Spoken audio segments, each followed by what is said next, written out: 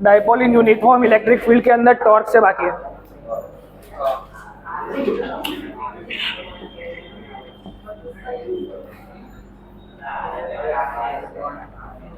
लगा तो force, if net force is 0 then torque may or may not be 0. Okay okay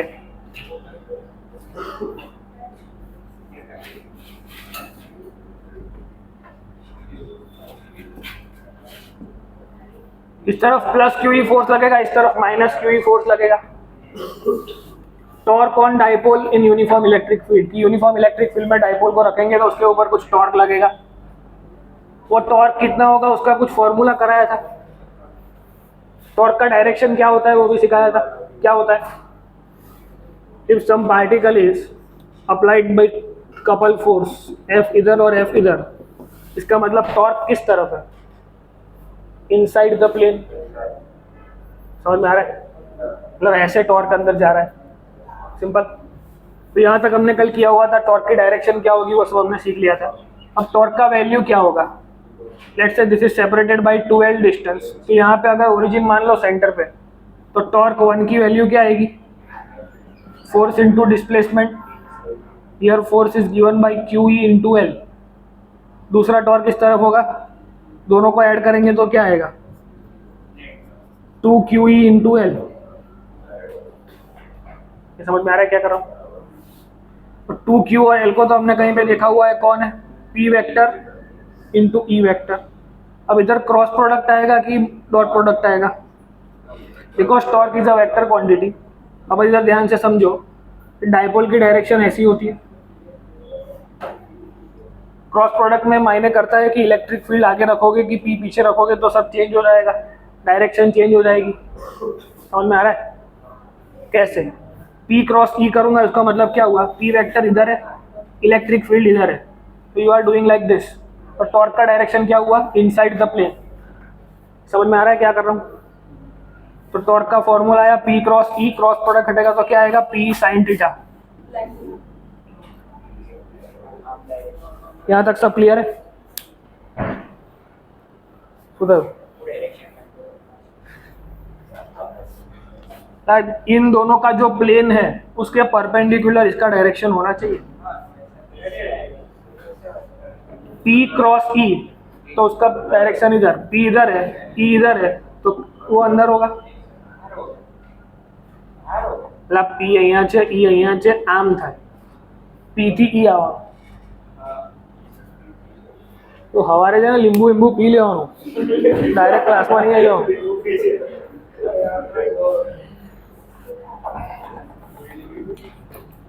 चलो, तो ये फॉर्मूला सबको क्लियर है। अब इसका एक क्वेश्चन सॉल्व करो तो एक आइडिया आ जाएगा कि क्वेश्चन कैसे आते हैं यहाँ से।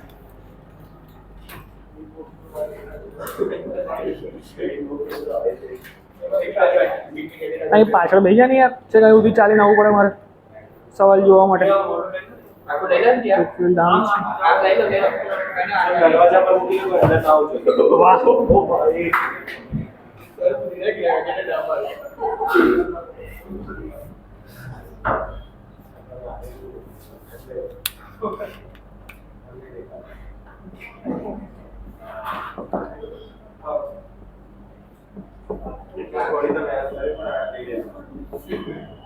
તું થઈ બેજા ને પણ કઈ મગર વગરની વાત કરે છે, બેજા પાછળ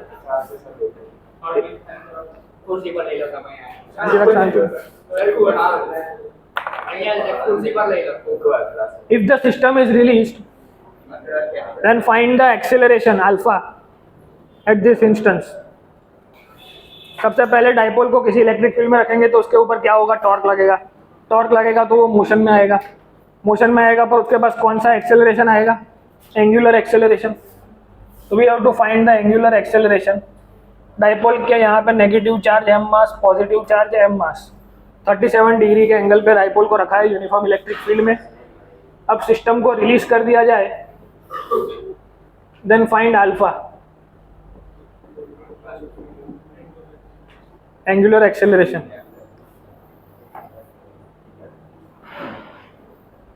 देखो torque is equal to P sine theta, ये हमें करना आता है।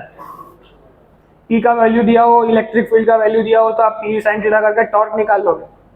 तीनों में से कोई एक नहीं दिया हो तो भी आप निकाल लोगे। और अगर ऐसा कुछ पूछा तो क्या करोगे?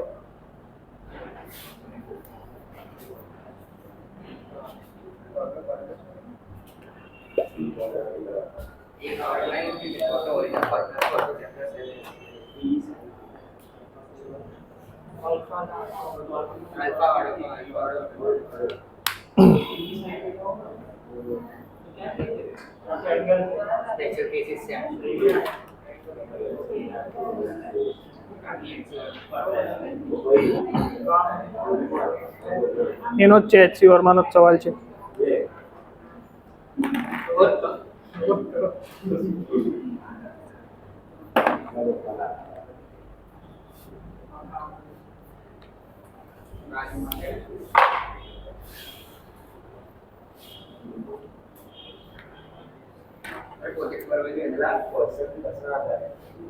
મોબાઈલ મૂકી દે ભાઈ, મોબાઈલ મૂકી દે, જમા કરી લેશે.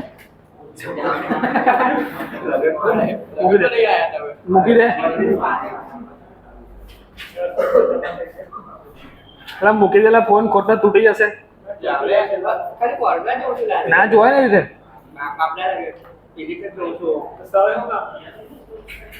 चलो सबसे पहले जवाब दो उर्मी, क्या होगा अगर टॉर्क, अगर किसी डाइपोल को यूनिफॉर्म इलेक्ट्रिक फील्ड में रखेंगे तो क्या होगा? चलो बद्दा बोलो वो भागा जो ना करो, क्या होगा इसके साथ? It will feel some torque, एक फोर्स इस तरफ एक फोर्स इस तरफ, तो कुछ टॉर्क आएगा, ऐसे वो मूव करेगा. टॉर्क का फॉर्मूला हमारे पास क्या है? तो ऐसा कुछ फॉर्मूला हमारे पास अवेलेबल है. तो एंगुलर एक्सेलरेशन की बात करिए तो एंगुलर एक्सेलरेशन का टॉर्क के साथ एसोसिएशन क्या होता है? I alpha. तो P sine theta equal to I alpha करो. Moment of inertia of this particular thing अगर फाइंड करनी है तो कैसे करोगे? I will be M R square, centre से उसका डिस्टेंस l/2, तो m l/2 का स्क्वायर. ऐसे कितने पार्टिकल है? 2 पार्टिकल है, तो 2ml/2 का square will be your moment of inertia. कोई डाउट किसी को इसमें? डाइपोल मोमेंट आप फाइंड कर सकते हो, इलेक्ट्रिक फील्ड आप फाइंड कर सकते हो, साइन 37 का वैल्यू भी हमको पता है. तो एक्सेलरेशन का कोई फॉर्मूला मिलेगा?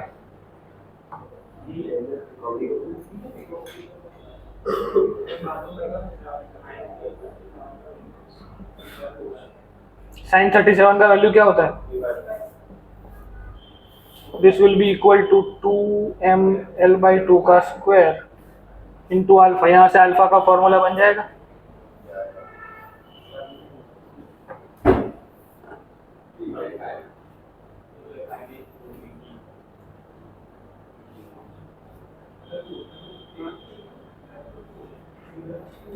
आप सब लोग 12th MI वाले ग्रुप में हो, नए स्टूडेंट जितने भी हैं वो ग्रुप में है.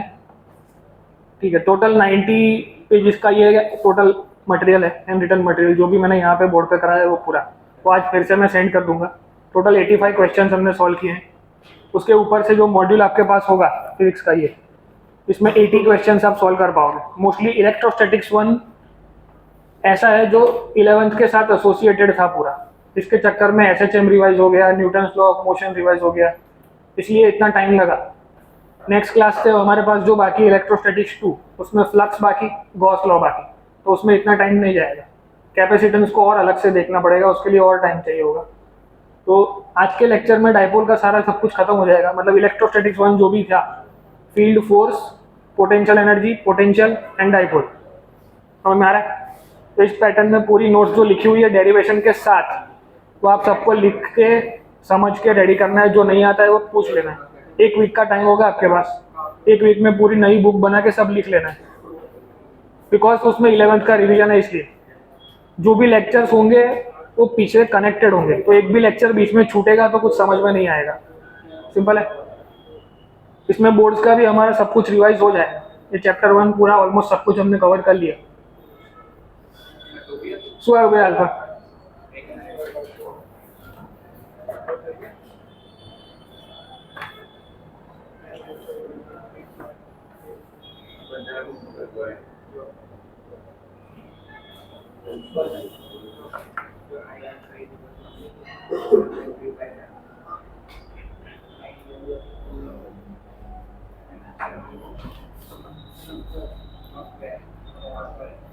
क्वेश्चन सबको समझ में आ गया है? अब हेडिंग डालो इक्विलिब्रियम चीज में तकलीफ क्या बोर्ड गयो कड़ी क्या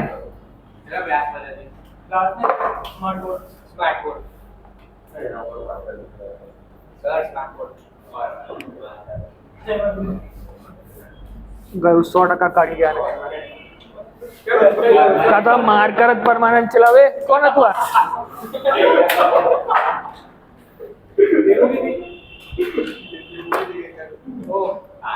कौन છે આટલું બધું ઇન્ટેલિજન્ટ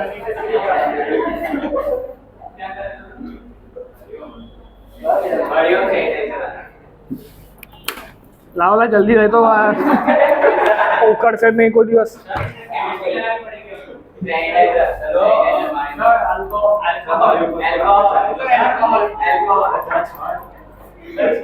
છે તારા બેગમાં પડ્યું છે કઈ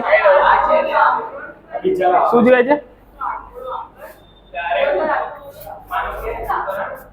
ये बहुत कष्ट वाली वस्तु है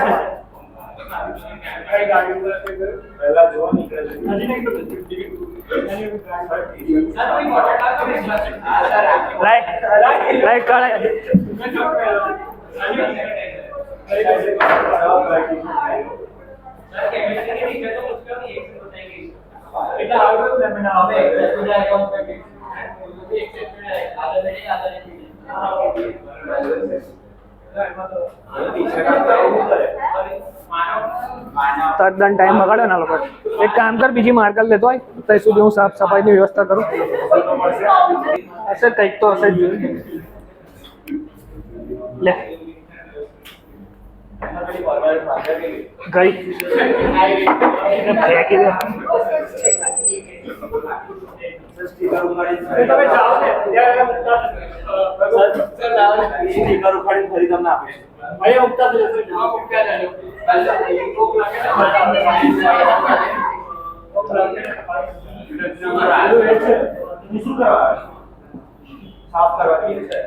બસ વही बातों में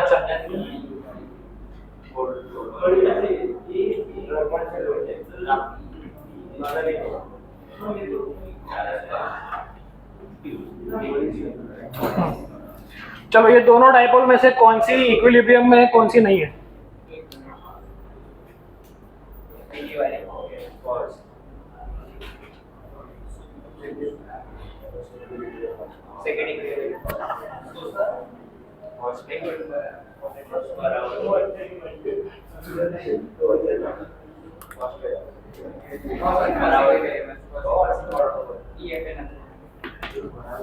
इलेक्ट्रिक फील्ड +2 होती है।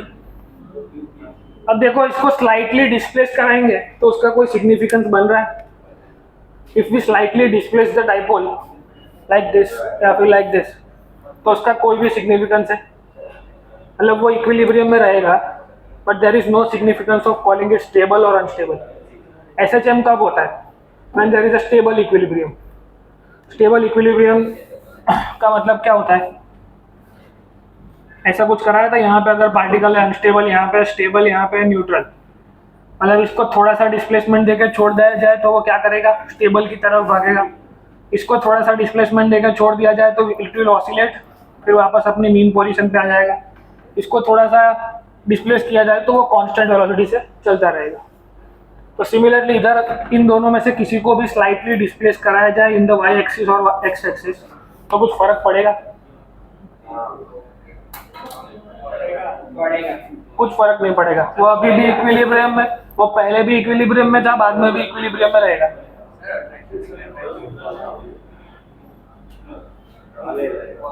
हरिओम बैठो छे, हरिओम उभो छे, हरिओम तो हरिओम ज छे એવું છે ના। બહુ ડિટેલમાં ના જા, તારું મગજ બહુ ખરાબ છે માનવ, બહુ જ ખરાબ છોકરો મારો। देखो इधर ध्यान दो, इसको बस इसको थोड़ा सा डिस्प्लेस कराएंगे कोई एंगल देके, ऐसे इसको कोई स्लाइटली डिस्प्लेस कराऊंगा कोई एंगल देके, एंगुलर डिस्प्लेसमेंट देके, तो क्या होगा? उसको वापस इस तरफ टॉर्क लगेगा ऐसे और वो वापस अपनी पोजीशन पे आ जाएगा। तो ये कौन सा इक्विलिब्रियम हुआ? स्टेबल। तो पहले पॉइंट पे कौन सा इक्विलिब्रियम होगा? Stable equilibrium. और स्टेबल इक्विलिब्रियम क्या कराता है, एसएचएम कराता है।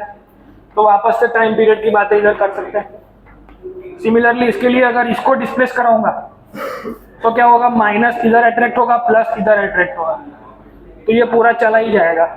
मतलब इसको क्या बोलेंगे, unstable equilibrium.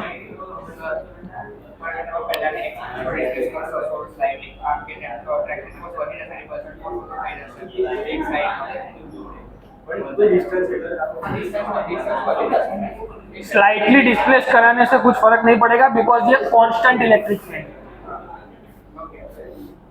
Non uniform electric field बाकी है। Dipole in a constant electric field, तो उसके ऊपर कैसी कंडीशन होगी, तो it will be in the equilibrium. पहले केस में it will be in stable equilibrium.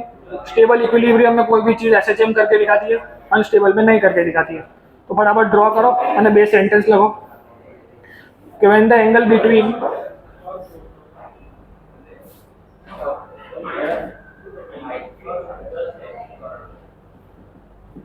P vector and E vector is 0.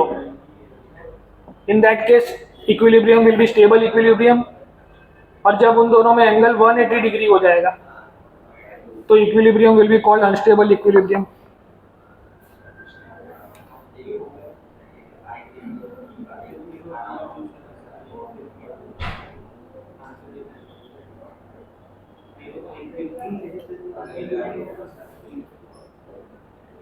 Here there is no significance. पहला लाके लो, चलो बच्चों लगाए दो।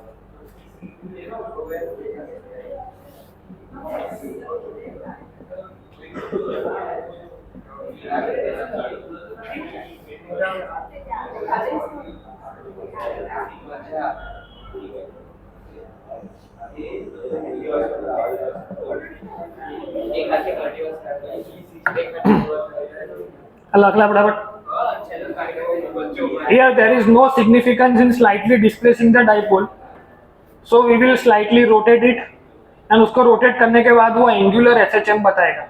एंगुलर एसएचएम मतलब वो ऐसे ऐसे ऑसिलेट करके वापस अपनी पोजीशन पे आ जाएगा।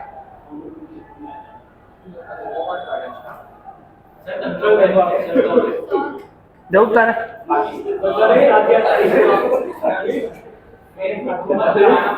लोगों ने अचानक क्या जाएगा, बोला कम तो आजा अच्छी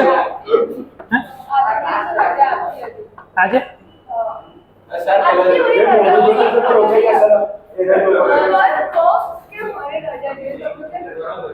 मन नहीं जो दिन बन कहीं है नहीं, कोई सबूत छोड़ा नहीं है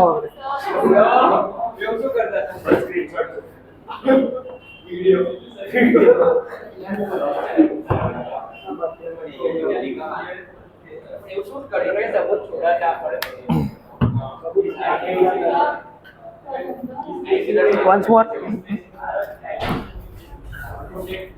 देखो यूनिफॉर्म इलेक्ट्रिक फील्ड है, उसके अंदर डाइपोल है plus minus.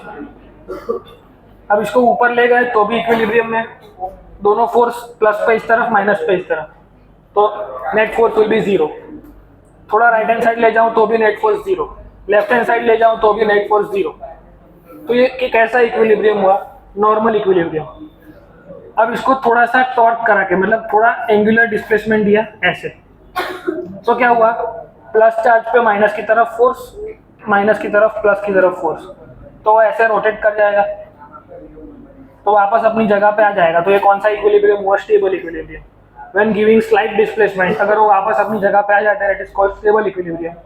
When given slight equilibrium और वो सॉरी स्लाइट डिस्प्लेसमेंट या स्लाइट एंगुलर डिस्प्लेसमेंट वापस अपनी जगह पे ना आए, वो परमानेंटली ऐसा डिफॉर्म हो जाए, मतलब स्टेबल इक्विलिब्रियम की तरफ चला जाए, then it is called unstable equilibrium. Linearly chapter number 6 वो जो नोट्स है उसमें सब कुछ लिखा हुआ है कि इसको थोड़ा सा डिस्प्लेसमेंट देंगे तो वो अनस्टेबल से स्टेबल बनने की तरफ भागेगा। जो स्टेबल में है उसको थोड़ा सा डिस्प्लेसमेंट देंगे तो वो ऑसिलेट करेगा लाइक दिस, और जो न्यूट्रल में है उसको थोड़ा डिस्प्लेसमेंट देंगे तो वो चलता रहेगा कांस्टेंट वेलोसिटी से। ये हमने देखा हुआ है लीनियर स्टेबल अनस्टेबल इक्विलिब्रियम। ये एंगुलर एसएचएम से समझना है बस। तो फटाफट लगी लो आटलू હવે क्वेश्चन જોઈ લઈએ આમાં કઈ જાવ છો।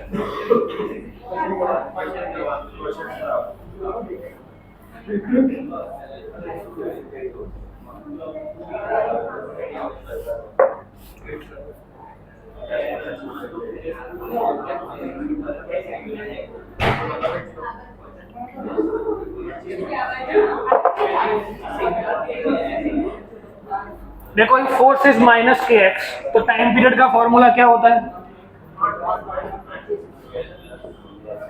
कौन चलावे वे सूझे भाई नहीं समझ पड़ी। अच्छा थोड़ा बात चल निकल भी। हाँ निकल नहीं निकलना है तो समझने की कोशिश कर।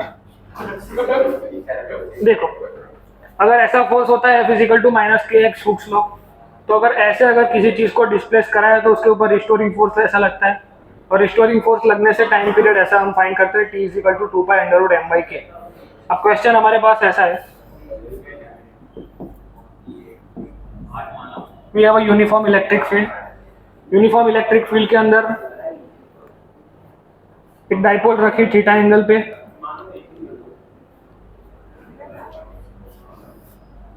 Plus q m minus q m. अब इसको थीटा पे डिस्प्लेस कराओ तो विल इट ऑसिलेट? सबसे पहले ऑसिलेट करेगा कि नहीं? जवाब तो आलो ना एकदम बकवास रिस्पॉन्स, एकदम वाहियात रिस्पॉन्स। હું એકલો એકલો ભણ્યા કરું છું એવું લાગે છે। પણ યસ સર એવું બોલવું પડે કે સાચે આવું છે તો મને વિશ્વાસ આવે કે હું ખોટું નહીં કરાવતો। મને એવું ડાઉટ લાગે કે હું કંઈક ખોટું કરાવું છું।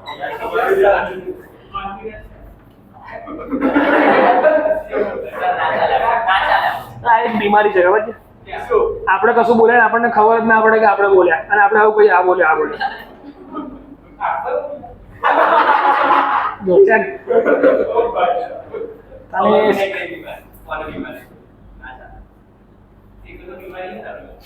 बस चल, तो इधर क्या करेंगे, वी हैव टू फाइंड, ये ऑसिलेट करेगा, ये समझ में आ गया कैसे? Because the dipole is in stable equilibrium. तो स्टेबल इक्विलिब्रियम में रहने वाली कोई भी चीज एंगुलर एसएचएम करेगी। कौन सा एसएचएम करेगी? एंगुलर एसएचएम करेगी। तो अगर ये एंगुलर एसएचएम करेगी तो it will have some time period. तो उस टाइम पीरियड का फॉर्मूला कैसे निकालोगे?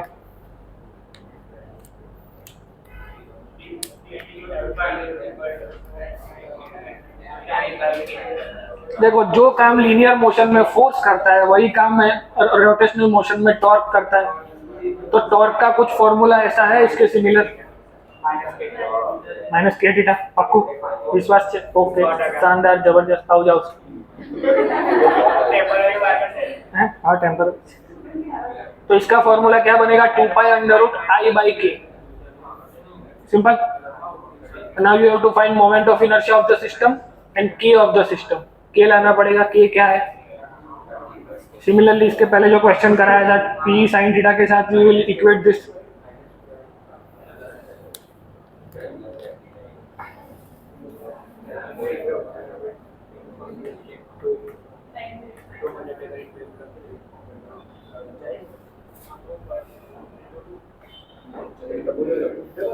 બધા ખોટું જ કરશે 100%।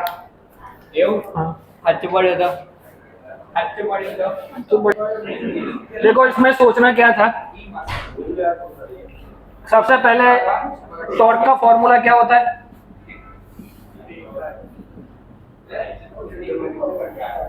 इसमें कोई डाउट किसी को? बट ये माइनस आएगा तो आपको कोई प्रॉब्लम, यहाँ पे माइनस लिखो तो कोई प्रॉब्लम हो जो है ना, अच्छे प्रॉब्लम को।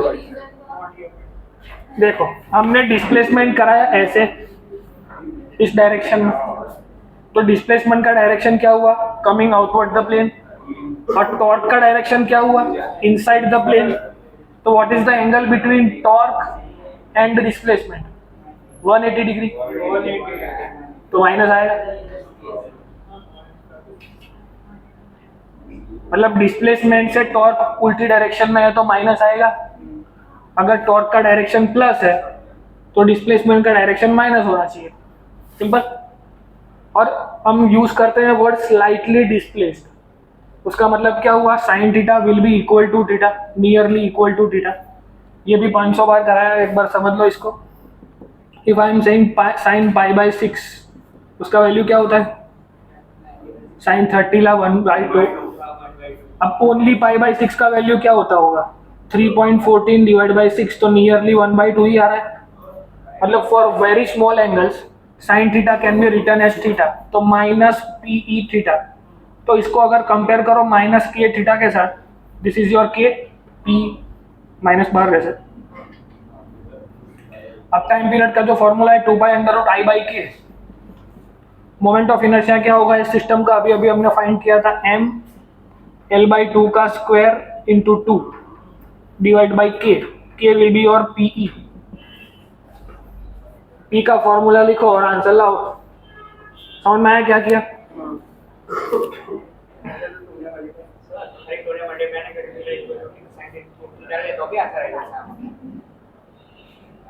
यही तो लाए तो।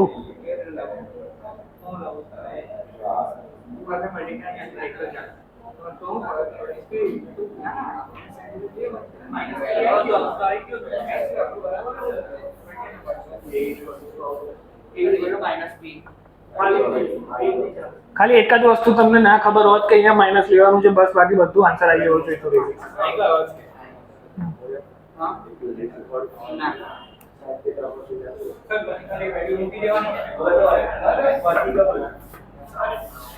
શું કહે છે? હા, પી ની વેલ્યુ મૂકી દો, ક્યુ વેલ્યુ. ઓકે, શાંતિ.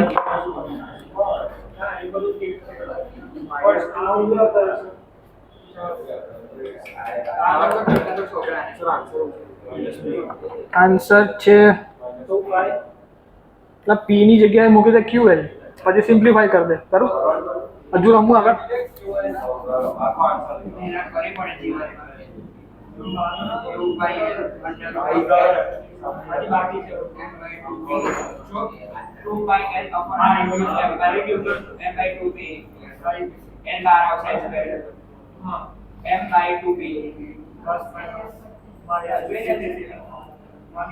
m/2 और QE का मतलब होता है फोर्स, तो 2F भी लखी सको, बाकी 2QE रहा दो तो 2QE रहा दो.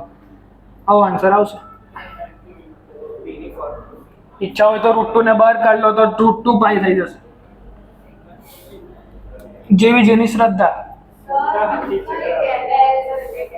હે कर कौन? अच्छा, एक एल बच्चे हैं.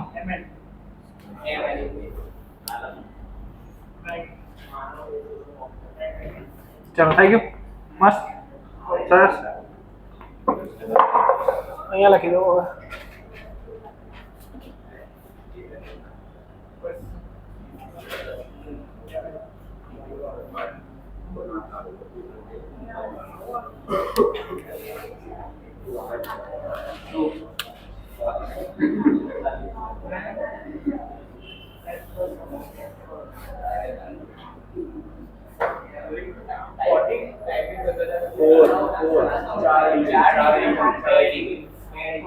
टू डिग्री बराबर. चलो,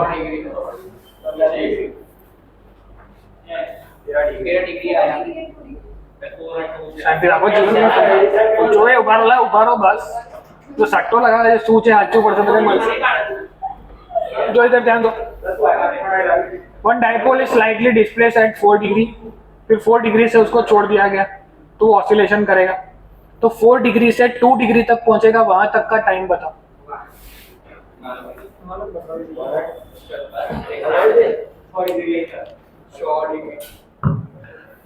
When dipole is released from 4 degree, find the time when it will reach 2 degree. मतलब इसमें इलेक्ट्रोस्टैटिक जैसा कुछ है नहीं, सिंपल एंगुलर एसएचएम करना है।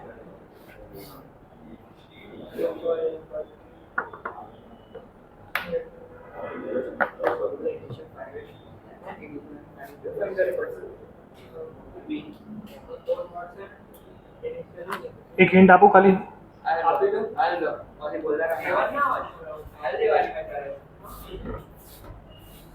देखो कोई भी पार्टिकल मीन पोजीशन से ऑसिलेशन स्टार्ट करता है तो वो मैक्सिमम एम्पलीट्यूड और मिनिमम एम्पलीट्यूड तक जाता है। हाँ कहना हुआ तो खबर जाए। अब यहाँ से वो 4 डिग्री मतलब यहाँ पे कहीं पे है, इसको कंपेयर करो लीनियर ऑसिलेशन के साथ, तो वो आएगा a/2 तक। असल में 2 डिग्री એટલે જવાનો હતો 4 સુધી, પણ 2 સુધી જ આવે છે, मतलब a/2 સુધી। टाइम पीरियड का मतलब क्या होता है, जब वो एक ऑसिलेशन कंप्लीट करेगा। यहाँ पे पूरा टाइम पीरियड नहीं चाहिए, time period divide by something आएगा, समझ में आ रहा है? बस तो इसको यहाँ से सोचना है कि it will start moving from here to here, या फिर यहाँ से यहाँ आने तक का टाइम वो हमें पूछा है। तो लीनियर एसएचएम સાથે कंपेयर કરીને સોલ્વ કરવાનું છે। ફેઝર ડાયાગ્રામ આવડે છે? એસએચએમ માં કરાવ્યો તો ફેઝર ડાયાગ્રામ સર્ક્યુલર મોશન જોડે कंपेयर કરીને આવું કરવાતો था। जो अगर कोई पार्टिकल ऐसे मोशन कर रहा है तो कौन सा मोशन है, इसको ऑसिलेटरी बोल सकते हैं कि नहीं बोल सकते हैं?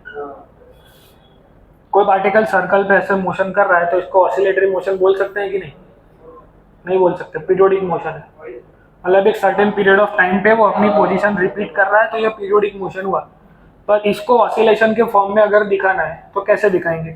तो हम ऐसा एक कोऑर्डिनेट सिस्टम बनाएंगे और फेजर्स सीखेंगे। मतलब यहाँ से एक पॉइंट यहाँ बनाओ P1 P2, फिर उसको यहाँ पे ट्रेस करो।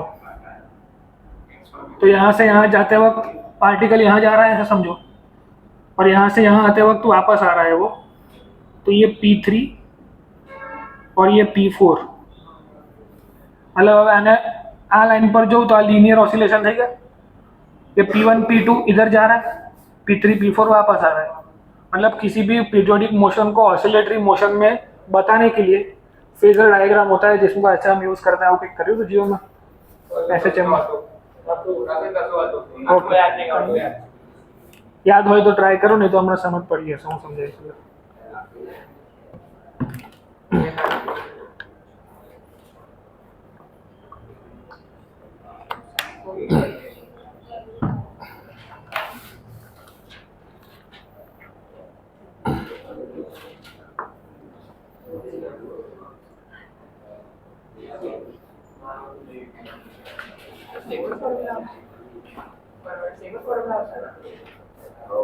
फॉर्मूला लगाने की जरूरत नहीं पड़े।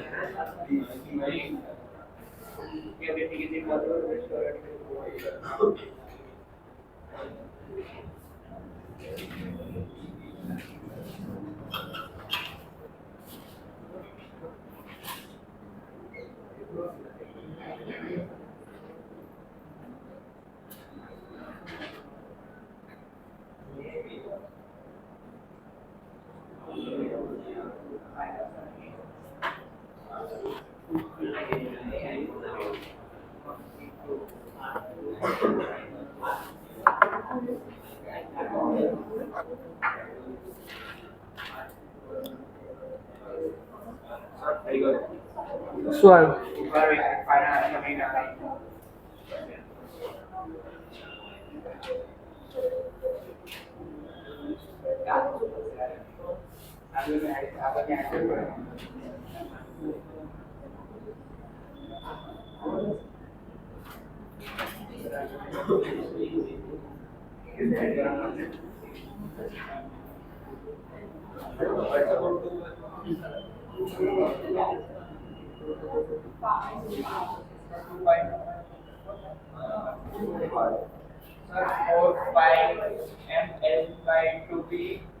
नहीं એટલું બધું નતો કરવાનું ના તદ્દન ખોટું છે। કશું આવશે નહીં, ખાલી ટાઈમ પીરિયડ જે થતો હતો એ જગ્યાએ થોડો ઓછો થઈ ગયો હશે। લોજિકલી એટલું દેખાય છે। वन ऑसिलेशन कंप्लीट होने पे टी टाइम पीरियड होना चाहिए, तो T divide by something answer आएगा। उसको लाने के लिए लीनियर को अज्यूम करो, ऐसे ऐसे ट्रेस करो जैसे यहाँ पे करते थे फेजर डायग्राम। ऐसे इसको ट्रेस किया कि ये मैक्सिमम एम्पलीट्यूड, ये मिनिमम एम्पलीट्यूड। सपोज यहाँ से उसने मोशन स्टार्ट किया और यहाँ से वो ऑसिलेट करके यहाँ तक पहुँचा, तो ये कितना हुआ ए, ये कितना हुआ A/2। यहाँ से वो नीचे ट्रेस कर लेंगे तो देन ये भी A/2 हो जाएगा। तो ये अगर 90 है तो बाकी के दो एंगल क्या हो जाएंगे, सॉरी ये 90 नहीं होगा, आइसोस्केलस ट्राइंगल के अंदर दो एंगल सेम होते हैं, तो ये 60 हो जाएगा। यहाँ से है तो ये 30 हो गया। तो उसने कितना एंगल कवर किया, 90 + 30, इट विल बी 120। तो 120 का मतलब क्या होता है, 2π/θ = ω/t is your formula. Omega angular velocity is equal to angular displacement upon time. Omega का फॉर्मूला क्या होता है, 2π/t। कितना एंगल उसने कवर किया, 2π/3। 2π कैंसिल, तो t is equal to time period by 3। अब फेजर मेथड एक बार रिवाइज करें ना, जो बाकी नेक्स्ट क्लास में वो कराइस, बहुत इंपॉर्टेंट है, जरूरी है। આજનું શેડ્યુલ છે પહેલા પૂરું કરું, ટાઈમ બચે તો કરાવીશ। ऐसा ही है फेजर मेथड, मतलब ऐसे ट्रेस करो नॉर्मल SHM को, मतलब किसी भी पीरियोडिक मोशन को ऑसिलेटरी की तरीके से दिखाना है, then we can use phasor diagram.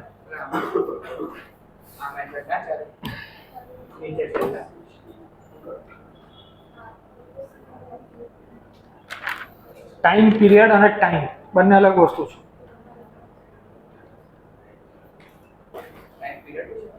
Time period નું ફોર્મ્યુલા તું જે કરી રહ્યો છે टाइम पीरियड છે, અહીંયા પૂછ્યો છે टाइम टेकन, मतलब ये जनरल केस, ऐसा कोई भी केस पूछे, सपोज एम्पलीट्यूड ऐसा पूछा है कि एम्पलीट्यूड A से लेकर के A/3 तक गया या A/4 तक गया, तो कैसे सॉल्व करना है, मेथड समझ में आ गई। मतलब इसको ट्रेस करके फेजर डायग्राम बनाओ, फिर उसको सॉल्व करो।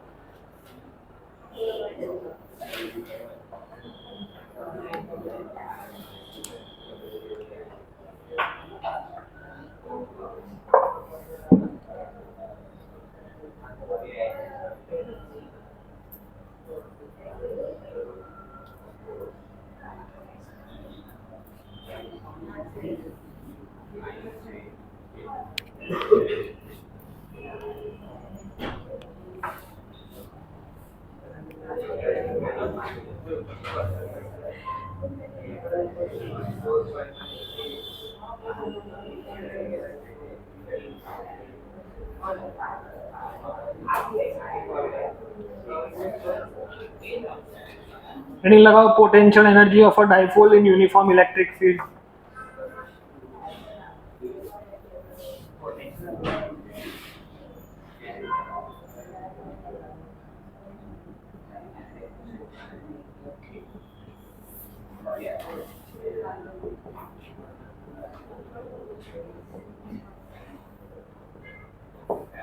पोटेंशियल एनर्जी का फॉर्मूला हमने डिराइव किया हुआ है पहले, V is equal to W/Q, तो डेल्टा W/डेल्टा U, फिर U final minus U initial equal to minus of work done due to external force या फिर electrostatic force. Work done due to external force ऐसा सब किया हुआ इन्फिनिटी से अगर किसी चार्ज को लाते थे। पोटेंशियल एनर्जी आज तक हमने किसके लिए डिराइव करी है, तो 11th में हमने हाफ kx² डिराइव करी है for the force minus kx। वो फोर्स कौन सा है, कंजर्वेटिव फोर्स है, तो उसके लिए पोटेंशियल एनर्जी डिराइव कर सकते हैं। तो ऐसा ही हमने उसको भी रेफरेंस लेके किया था मीन पॉइंट। मीन पॉइंट पे 0 लिया था। किसी भी स्प्रिंग को जब हम ऑसिलेट कराते हैं तो उसकी एक नेचुरल लेंथ होती है जिसके ऊपर हमने 0 माना था, समझ में आ रहा है। उस 0 रेफरेंस पॉइंट के किसी भी पोटेंशियल एनर्जी को फाइंड करते हैं with respect to some reference point. ये याद करने की कोशिश करो। तो जब स्प्रिंग की हाफ kx² जब हमने बनाई थी तो उसकी नेचुरल लेंथ पे हमने 0 मानी थी पोटेंशियल एनर्जी, बिकॉज डिस्टेंस भी 0 था। हाफ kx² x की जगह 0 रखो तो आंसर 0 आएगा, तो उसके रिस्पेक्ट टू हमें आंसर मिलता था। फिर जब इलेक्ट्रोस्टैटिक पोटेंशियल एनर्जी डिराइव करी तो हमने इन्फिनिटी पे 0 मानी थी कि जब इन्फिनिटी से पार्टिकल को लाते हैं infinity to some point P, तो U इन्फिनिटी को 0 मानते थे। मतलब किसी एक पॉइंट पे 0 मानना पड़ेगा तब आंसर मिलेगा। समझ में आ रहा है? तो इधर भी ऐसा कुछ करना पड़ेगा। सबसे पहले करना क्या है, potential energy of a dipole in uniform electric field. Uniform electric field कैसी होती है? Positive to negative. किसी भी इनफाइनाइट सोर्स की वजह से जो इलेक्ट्रिक फील्ड होती है that has been called uniform electric field. अब इस यूनिफॉर्म इलेक्ट्रिक फील्ड के अंदर डाइपोल को रखो, कैसे रख सकते हैं डाइपोल को?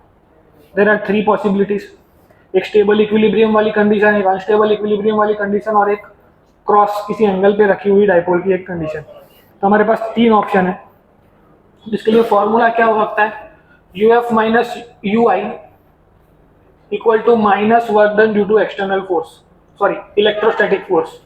इलेक्ट्रोस्टैटिक फोर्स मतलब ये जो फील्ड है वो कोई वर्क करेगी हमारी डाइपोल पे, तब उसके ऊपर टॉर्क होगा। समझ में आ रहा है?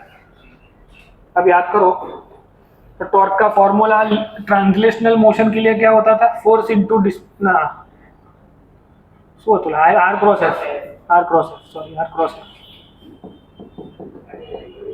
तो टॉर्क का फॉर्मूला इधर क्या हो जाएगा, पी क्रॉस सी, मतलब इलेक्ट्रिक फील्ड की वजह से उसके ऊपर टॉर्क लगा। समझ में आ रहा है? मतलब ट्रांसलेशनल मोशन का एफ, सॉरी वर्क डन की बात कर रहे थे हम, टॉर्क की बात नहीं कर रहे। Work done due to translational force क्या होता है, F into D, but work done due to torque क्या होगा, आई अल्फा ना શું હતું वर्क डन નું formula, torque into theta. Okay, इधर क्या हो रहा है, जब डाइपोल को ऐसे रखते हैं तो उसके ऊपर कोई वर्क डन होता है वापस उसको अपनी जगह पे लाने के लिए, स्टेबल इक्विलिब्रियम करने के लिए। वो वर्क डन किया किसने, एक्सटर्नल इलेक्ट्रिक फील्ड ने, मतलब फील्ड ने वर्क किया। फील्ड किसकी वजह से आई, होगा इलेक्ट्रोस्टैटिक फोर्स की वजह से। तो इलेक्ट्रोस्टैटिक फोर्स ने कुछ वर्क डन किया इस पे, तो मैं आ रहा है। तो इसके ऊपर हम ऐसा कुछ कर सकते हैं,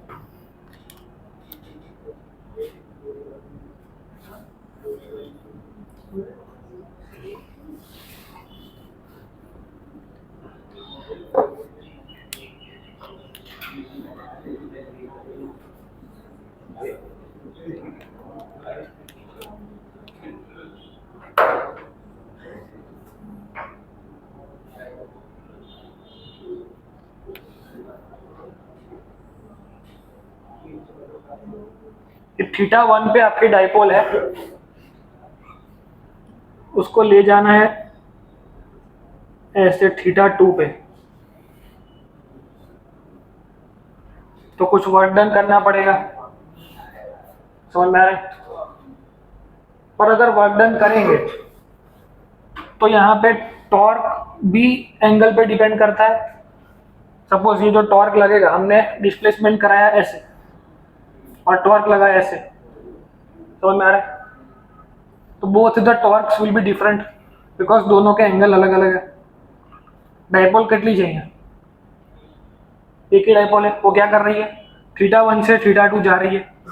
जैसे हम इलेक्ट्रोस्टैटिक पोटेंशियल एनर्जी को डिफाइन करने के लिए उसको एक पॉइंट से दूसरे पॉइंट पे लाते थे, सपोज इन्फिनिटी से पी पॉइंट पे या फिर पी पॉइंट से क्यू पॉइंट पे, ऐसे ही डाइपोल को थीटा 1 से थीटा 2 ले जाना है। तो यहाँ पर जो एनर्जी होगी वो यू आई होगी और यहाँ पे जो होगी वो यू एफ होगी, या फिर इसको बोल सकते हैं यू थीटा 1, इसको बोल सकते हैं यू थीटा 2।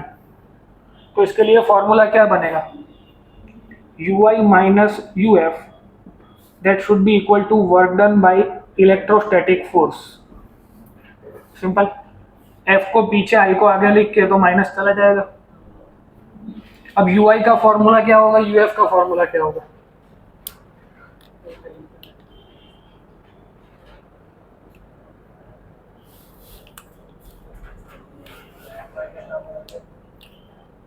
याद करो जब भी हमने पोटेंशियल एनर्जी फाइंड करी है तो हमें इंटीग्रेशन करने की जरूरत पड़ी है।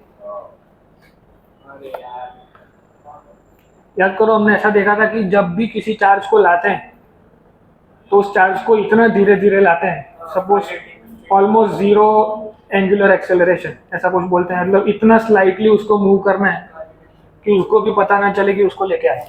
तो क्या करना है इधर, we have to consider theta पे जाके डी थीटा। तनिक सोच है डायग्राम में ये क्या है,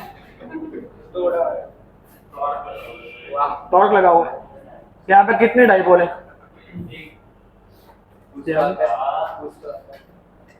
ध्यान से। अब क्या करेंगे, थीटा पे जाके डी थीटा ले लिया। अब अज्यूम करो टॉर्क का फॉर्मूला क्या होगा, कितना टॉर्क उसके ऊपर लगा होगा।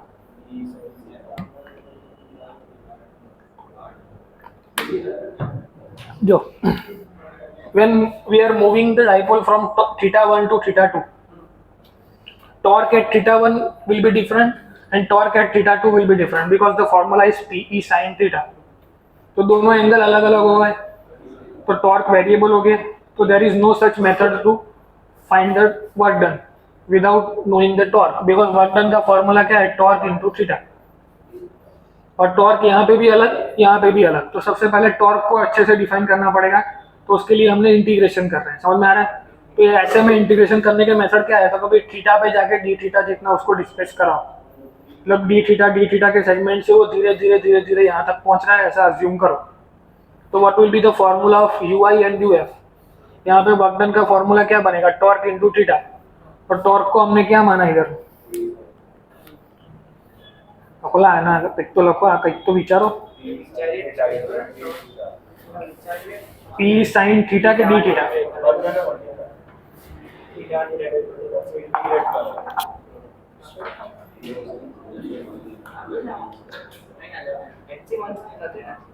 अच्छी वर्मा में 6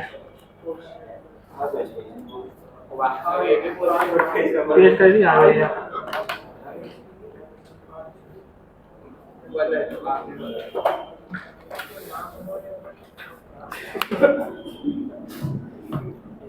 एक सेंटेंस लिख लो,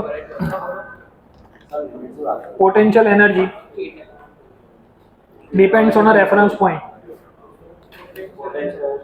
depends on a reference point, but the difference of potential energy, the difference of potential energy does not depends on a reference point. For example, for half kx square spring की जो potential energy थी उसके लिए reference point था उसका natural length या mean position. पहले थी once more, potential energy depends on a reference point, but the difference of potential energy does not depends on reference point. अब ये reference point है क्या, तो for example when we derived spring potential energy, spring force के लिए half kx square, तो spring के लिए reference point था उसका mean point या फिर उसकी natural length। for electrostatics reference point था infinity, वहाँ पे हमने पोटेंशियल एनर्जी को 0 माना था। अब वर्क डन का फॉर्मूला क्या होगा इसके लिए, work done is equal to integration tau dot d theta. देखो यहाँ से वर्क डन का फॉर्मूला है टाउ डॉट थीटा, थीटा 1 थी थीटा 2, बस work done due to electrostatic will be integration tau dot d theta, because we are moving with d theta. D theta थोड़ा थोड़ा करके ऊपर जा रहे हैं, कहाँ से कहाँ तक जाना है, थीटा 1 से थीटा 2 तक जाना है। पर्पस अपना है थीटा 1 से थीटा 2 डाइपोल को ले जाना है। थीटा 1 पर अच्छे इलेक्ट्रोस्टैटिक्स में शू तो किसी एक कोऑर्डिनेट पे चार्ज था उसको दूसरे कोऑर्डिनेट पे ले जाना है, यहाँ पे किसी एंगल पे है, उतना ही चेंज है।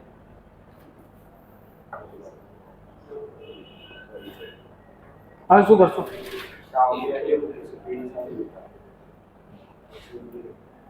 P sine theta D theta,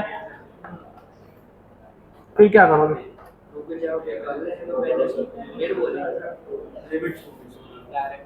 एक का वस्तु जो 9 कશું છે નહીં,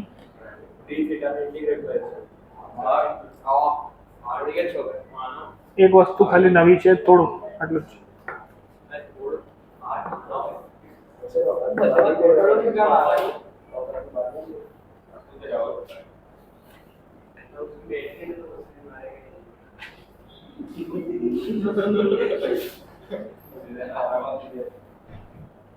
ભણવાની વસ્તુ બોલતો નહીં, બીજી બધી બકવાસમાં તને કંઈક ને કંઈક કમેન્ટ કરવી જ છે।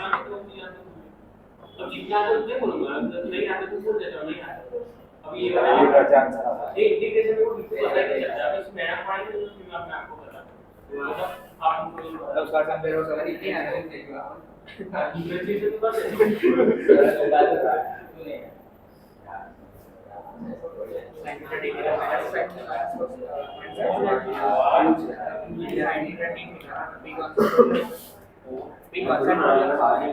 देखो इधर ध्यान दो, यहाँ पे डॉट प्रोडक्ट होता है, नया इसमें इतना ही है कि ये डॉट ओपन करेंगे तो आएगा PE sine theta D theta, इतना तो आएगा टॉर्क का फॉर्मूला। पर जब डॉट को खोलेंगे तो डॉट क्या होता है, कॉस थीटा, तो वो कॉस कितना होगा वो समझना है। कॉस थीटा में थीटा एंगल क्या होगा, सपोज ध्यान दो ये जो डी थीटा है वो हम मूव कर रहे हैं अगेंस्ट द टॉर्क, मतलब ऐसे मूव कर रहे हैं, तो डी थीटा का डायरेक्शन जो है वो किस तरफ है, कमिंग आउटसाइड द प्लेन, और टॉर्क का डायरेक्शन क्या है, इनसाइड द प्लेन। तो एंगल बिटवीन दिस टू क्या होता है, सपोज मैं किसी भी दो चीज का डॉट प्रोडक्ट कराता हूँ, एफ डॉट डी कराता हूँ, तो F D cos theta, where theta is the angle between F and D, तो यहाँ पे टॉर्क इंटू डी थीटा, मतलब जो angle between torque and d theta है वो होगा कॉस का एंगल, तो यहाँ पे कॉस का एंगल होगा कॉस 180। बस इतना ही नया था हमारे पास, अब उसको इंटीग्रेट कर लो थीटा 1 से थीटा 2 पे, कॉस 180 होगा -1, पी बाहर आ जाएगा, साइन थीटा का इंटीग्रेशन क्या होगा माइनस कॉस, एक बार अपर लिमिट एक बार लोअर लिमिट, इतना पुट करो।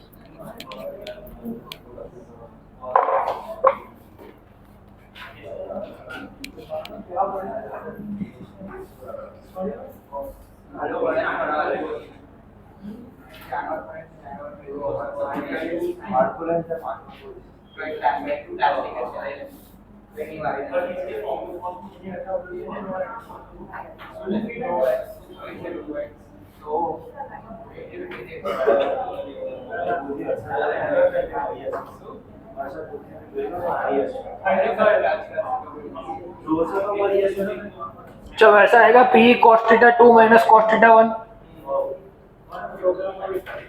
अब ये डब्ल्यू डी की जगह you I minus U F लिख सकते हैं, तब माइनस अंदर आते जाओ, छे कोई ना कोई तकलीफ परिवार, once more minus cos theta 2 minus of minus cos theta 1, तो ये माइनस माइनस प्लस हो जाएगा, तो ये माइनस अंदर दूंगा तो क्या होगा, PE cos theta 2 minus minus plus, और ये प्लस होगा फिर से माइनस के साथ मल्टीप्लाई होके पीई कॉस थीटा 1। अब you I minus U F लिखो तो क्या होगा, you theta 1 minus you theta 2।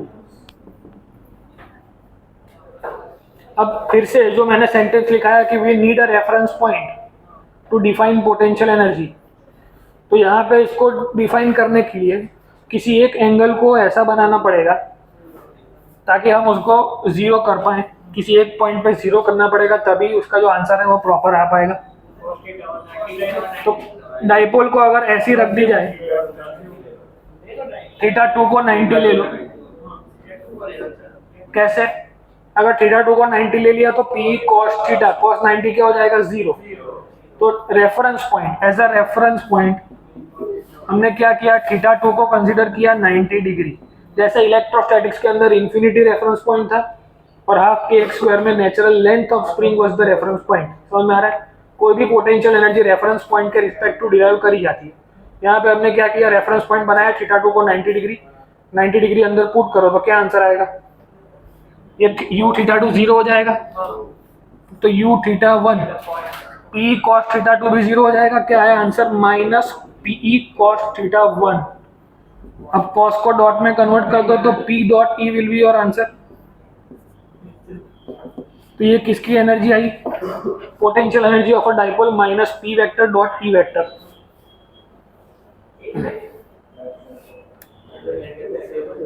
इसका रेफरेंस पॉइंट क्या है, 90 डिग्री।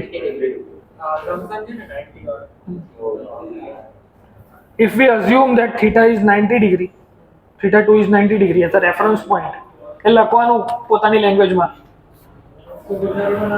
कि જે રીતે जैसे हमने आगे दो रेफरेंस पॉइंट माने हुए हैं इन द हाफ के x square and electrostatic potential energy, वैसे यहाँ पे हमने रेफरेंस पॉइंट माना। ये डायग्राम भी बनाओ ताकि आपको लॉजिकली समझ में आए कि 90 डिग्री बन रहा है पी वेक्टर और ई वेक्टर के बीच में, तो पी ई कॉस 90 जीरो होगा। मतलब अज्यूम नहीं કર્યું, સાચકમાં भी लॉजिकली ये जावे છે, ખબર પડે છે? આજો मतलब ये तभी वैलिड है when your reference point is this. तो हमें याद क्या रखना है, सीधा फॉर्मूला, पर लॉजिकली हमको पता होना चाहिए डेरिवेशन कैसे आया है।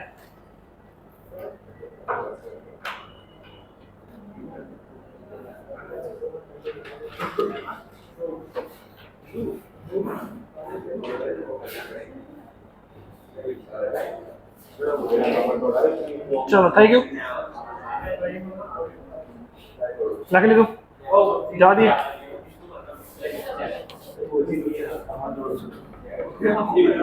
डायग्राम ऐसा ही बनाया कंप्लीट। फिर महीना પછી એવું ના થાય કે ચાર ડાયપોલ હતી।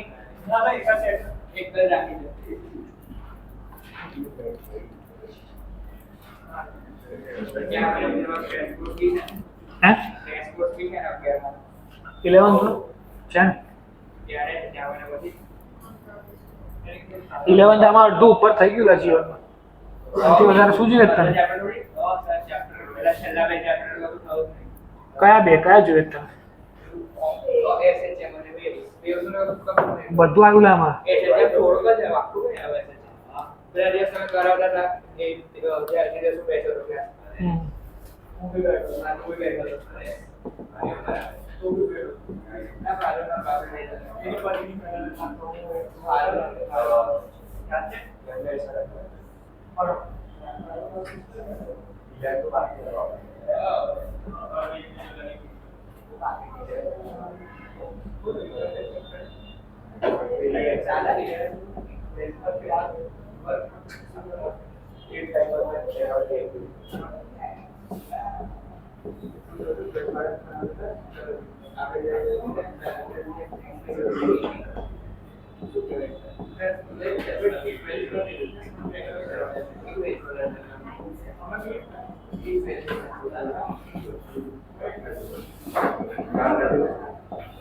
चलो ये सॉल्व करो। Find out work done by electrostatics from moving the dipole from initial to final position. Dipole में जिस तरफ एरो होगा ऐसे आपको समझ में आ जाएगा कि माइनस चार्ज नीचे, प्लस चार्ज ऊपर, माइनस चार्ज नीचे, प्लस चार्ज ऊपर।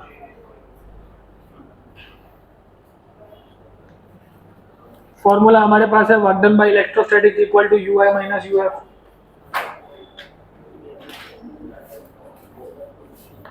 आई जो यार आंसर दो।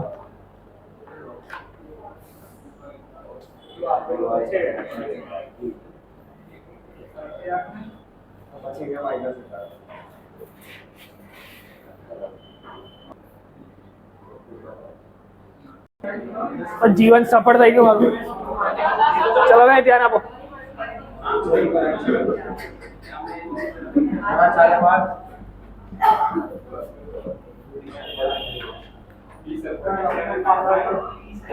यूआई की जगह क्या लिखोगे, P dot E minus P dot E, तो माइनस पी, खाली आपको ध्यान क्या रखना था, प्लस माइनस का। अब पी ई कॉस 37 की कॉस 180 माइनस 37, इसमें प्रॉब्लम क्या होता है आपका, इनिशियल पॉइंट ये है, तो इधर आप क्या लिखोगे, पीई कॉस 37 की कॉस 180 माइनस 37। ऐसा क्यों किया सबको समझ में है, because angle is measured from this point. जब हमने डिराइव किया तब भी क्या किया, थीटा 1 से थीटा 2, समझ में आ रहा है? रेफरेंस पॉइंट ये है, ये लाइन। तो पीई, अब यहाँ पे एक माइनस आएगा, एक और माइनस आएगा, पीई cos 53 पे ले जाना है उसको। बस अब तो कुछ नया करना नहीं है, वैल्यू रखो, आंसर लाओ। माइनस की जगह प्लस हो जाएगा, because cos pi minus 37 will be minus cos 37। तो पीई cos 37 की वैल्यू क्या होती है? 4/3/5। ये माइनस माइनस प्लस, cos 53 क्या हो जाएगा? 4/5। तो 4 + 3 7/5 पीई।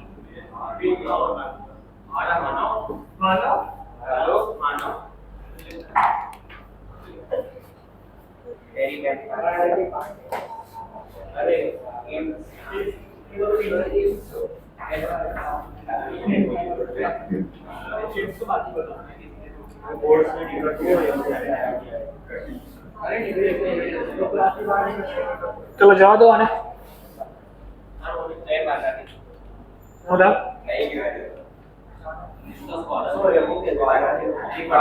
तनिष्क के करीब नहीं आया, हर्षराज सिंह में जवाब बोली मिला है 100%।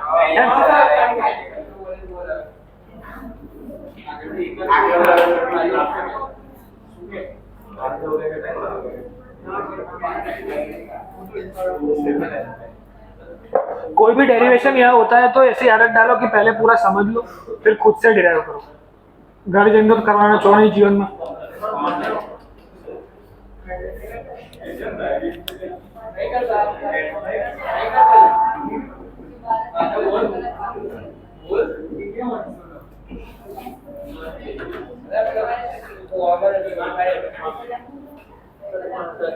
Three degree 2 + 10।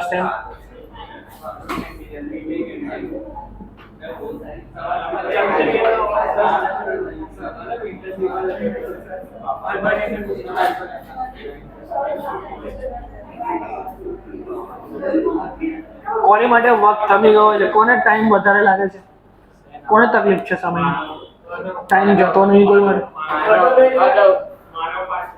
જેને એવું લાગતું હોય ટાઈમ નહીં જતો, જવું હોય તો જઈ શકાય છે। इसको ड्रॉ करो। अब यहाँ से इसको रिलीज कर दिया जाए डाइपोल को, तो क्या होगा? Comment what will happen with the dipole if we release this dipole. SHM कब होगा? जब स्लाइटली डिस्प्लेस करेंगे। तो 53 डिग्री का डिस्प्लेसमेंट है। स्लाइटली डिस्प्लेस એટલે એની જગ્યા પર થોડું કરાવવાનું તો ઓસિલેશન થાય। 53 डिग्री એટલે તો ખાસું હલી જશે આમ। 30 પર હોય અને 2 ડિગ્રી હલાવ્યું હોય તો ચાલે।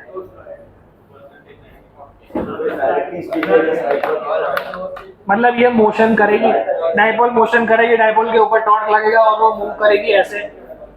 अगर वो मूव करेगी तो फाइंड क्या करना है? क्वेश्चन लिखो, find out the angular speed of the dipole when it crosses the mean position.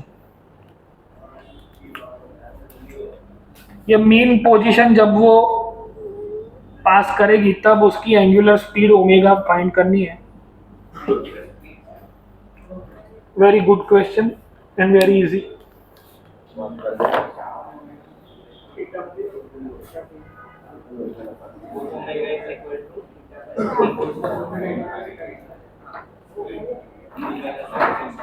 जब भी वेलोसिटी पूछते हैं तो मैंने आपको बताया है, इसके पहले भी ऐसे क्वेश्चन किए हुए हैं।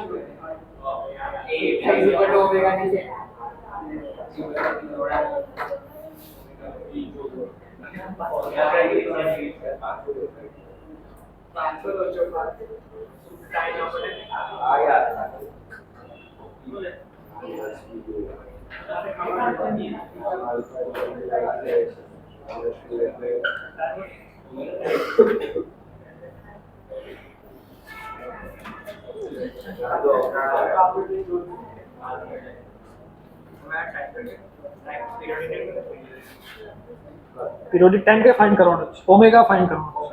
Angular velocity of the dipole at the mean point.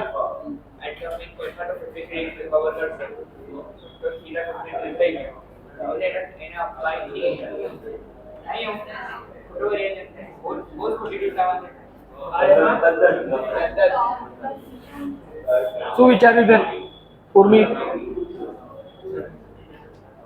મગજ બંધ.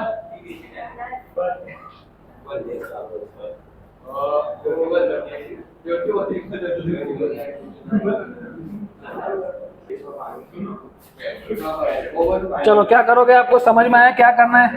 ui plus K I that will be equal to uf plus K F. ui क्या होगा? वो जीरो, मतलब काइनेटिक जीरो, पोटेंशियल असेस. तो minus PE cos 53. Final energy minus PE cos zero बराबर છે કેમ cos zero? Because mean position है. फाइनल एनर्जी શું आता half I alpha square okay question no M omega square. यहाँ से ओमेगा में आई ओमेगा स्क्वायर. ये इक्वेशन बना. अब इसको सॉल्व करो तो ओमेगा इक्वल टू कुछ आएगा. શું આવ્યું? Omega is equal to under root of 10p minus 2/5 ना बराबर છે.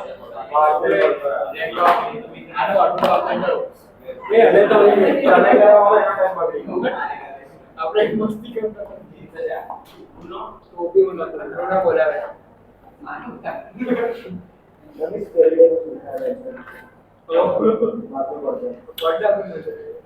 देखो according to the syllabus of JEE and NEET chapter खत्म हो गया है, but dipole in non uniform electric field में एक दो क्वेश्चन आज तक आए हैं. सिलेबस में नहीं ऑफिशियली, तो भी क्वेश्चन पूछो जो एक बार तो सॉल्व करीशू.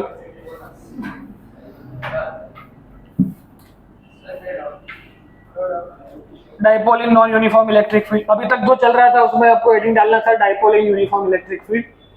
अब dipole in non uniform electric field.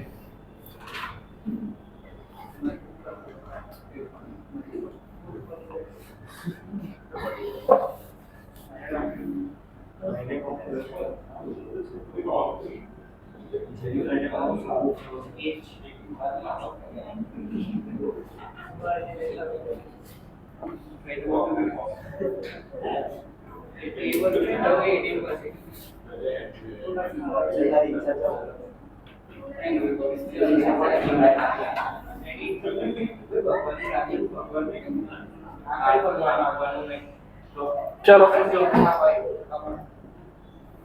इसको पढ़ने के लिए डायरेक्ट एक क्वेश्चन सॉल्व करते हैं.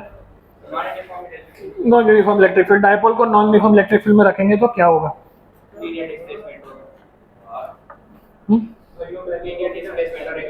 अब इधर ध्यान दो सबसे पहले कि ओरिजिन के ऊपर कोई प्लस चार्ज रखा हुआ है, उससे आर डिस्टेंस पे डाइपोल रखी हुई है. बात वन, ये क्यू चार्ज से आर डिस्टेंस पे कोई डाइपोल रखी हुई है, तो force on the dipole due to the particular charge अगर फाइंड करेंगे, इस चार्ज की वजह से, इस चार्ज का कोई इलाका होगा इधर, मतलब चार्ज की कोई इलेक्ट्रिक फील्ड होगी, उस इलेक्ट्रिक फील्ड के इन्फ्लुएंस में ये डाइपोल पड़ी हुई है, और ये थोड़ा नज़दीक है माइनस चार्ज, तो माइनस चार्ज के ऊपर फोर्स ज़्यादा होगा. समझ में आ रहा है? इसकी वजह से अट्रैक्शन फोर्स इसके ऊपर लगेगा ऐसा, प्लस क्यू से प्लस क्यू पे रिपल्सिव लगेगा ऐसा. बट लॉजिकली यहाँ पे इलेक्ट्रिकल फील्ड ज़्यादा होगी, यहाँ पे थोड़ी कम होगी, तो ये क्या हो गया? नॉन यूनिफॉर्म इलेक्ट्रिक फील्ड हो गई. समझ में आ रहा है? Now find out the force on the dipole due to this charge Q. एकदम सिंपल क्वेश्चन. एफ नेट क्या होगा? F1 minus F2. कैसे सॉल्व करोगे? हमारे पास डिस्टेंस भी अवेलेबल है, r, અહીંથી ડાયપોલના સેન્ટર સુધીનો ડિસ્ટન્સ r હોય, r minus l, r plus l, minus q से उसका distance r minus l, plus q से उसका डिस्टेंस r प्लस l. तो दो फोर्स मिलेंगे, एक F1 एक F2. 1 थोड़ा ज़्यादा होगा F2 से, तो F नेट का आंसर क्या होगा? F1 माइनस F2 जो आएगा that will be the force on dipole due to charge Q. करो मजूरी, चलो।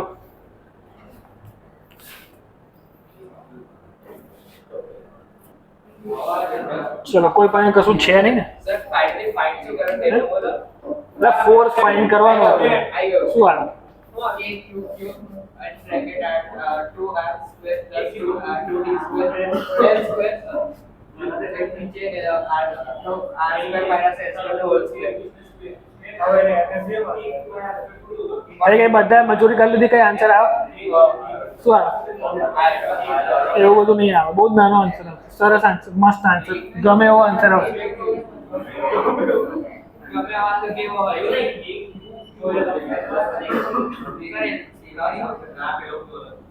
આ તો થઈ ગયું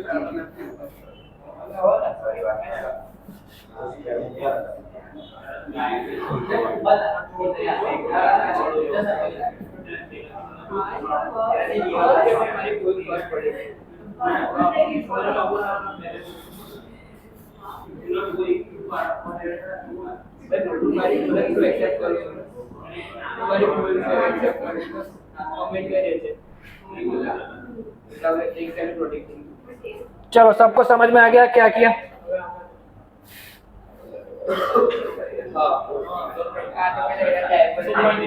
जो खाली हैरान કરવા માટે આપેલું હતું, ટાઈમ બગાડવા માટે.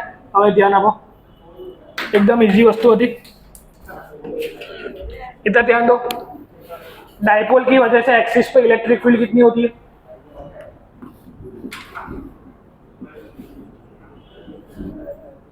ये नफो तो कच्चो बोलो ना, એવું नहीं, डायपोल की वजह से इलेक्ट्रिक फील्ड क्या होती है on the axis point? 2 kp/r cube, बराबर. F का फॉर्मूला क्या होता है? QE. Q तेरा Q है दिया हुआ है, electric field will B 2 kp/r cube. આટલું જ કરવાનું હતું, આન્સર આવી જતો. આ ખાલી बस मजा आई ऐसे ही. देखो लगो, force on the dipole due to charge that will be equal to, हाँ यही है. तो शू करिए આપણે dipole in non uniform electric field, असल में करना ये था, पर ये लॉन्ग मेथड थी. इसमें क्या किया हमने? एफ नेट फाइंड किया. पर लॉजिकली हमको पता होना चाहिए कि पेन पेपर यूज किए बिना इसका काम हो सकता था कि अगर आपको डाइपोल की वजह से इलेक्ट्रिक फील्ड पता होती ऑन द एक्सिस पॉइंट, तो इसकी वजह से इस पे जो फोर्स लगा that will be same as इसकी वजह से इस पे लगने वाला force, because the electrostatic force is a central force, action reaction pair.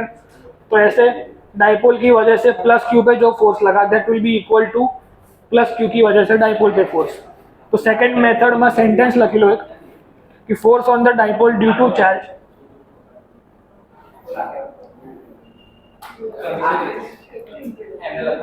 that will be equal to force on charge due to dipole. Force on charge due to dipole, मतलब dipole की वजह से इस पे लगने वाला force that will be equal to charge की वजह से डाइपोल पे लगने वाला फोर्स. ये बातों बंद कर ला, इंपॉर्टेंट टॉपिक चाले जे, बकवास ना कर बच्चे बच्चे. अब क्या करना है, इधर क्या क्वेश्चन में ट्विस्ट आएगा, इधर ध्यान दो.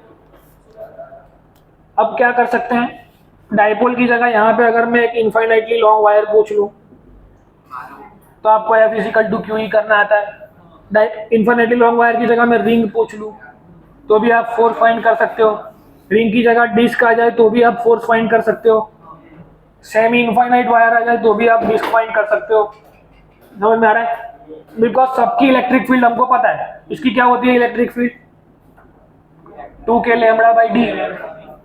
रिंग की वजह से kqx/r² + x² की 3/2. सिमिलरली ऐसे सबकी इलेक्ट्रिक फील्ड की वैल्यू आप डाल के F = QE कर सकते हो. समझ में आ रहा है?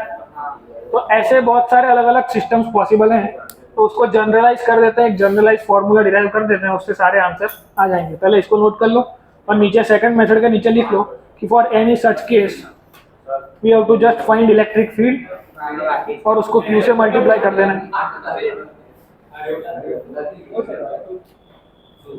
कितना आटा चलता है?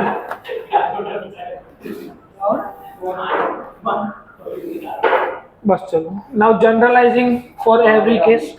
मतलब कोई भी ट्विस्ट पूछे, रिंग पूछे, डिस्क पूछे, उसके लिए जरूर बकवास बंद करो भाई।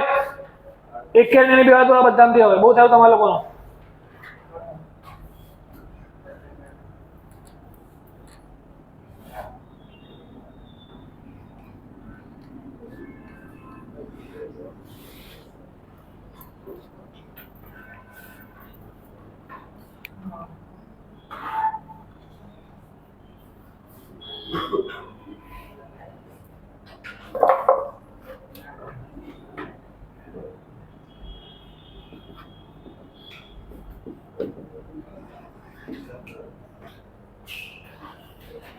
जनरलाइज करना है फॉर एवरी केस।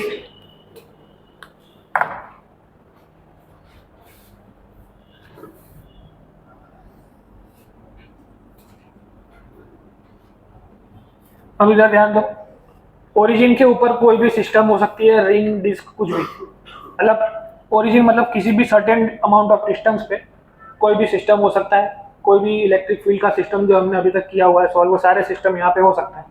तो जनरली यहाँ पे कोई भी सिस्टम होगा, उसकी वजह से इसके ऊपर एक फील्ड होगा ऐसे E1, इधर एक फील्ड होगा E2। इन दोनों के बीच का डिस्टेंस क्या होगा, 2L या फिर L, जो भी मानना है। और क्या होता है, इसके ऊपर फोर्स लगेगा इस तरफ, इसके ऊपर फोर्स लगेगा इस तरफ। तो हमेशा F नेट क्या होगा, F1 माइनस F2। यहाँ से एक फॉर्मूला बनेगा जो जनरलाइज फॉर्मूला होगा। F1 माइनस F2 में क्या होगा, F1 माइनस F2 का फॉर्मूला अगर बनाएंगे तो इधर कौन सा फोर्स होगा, QE1, इधर होगा QE2।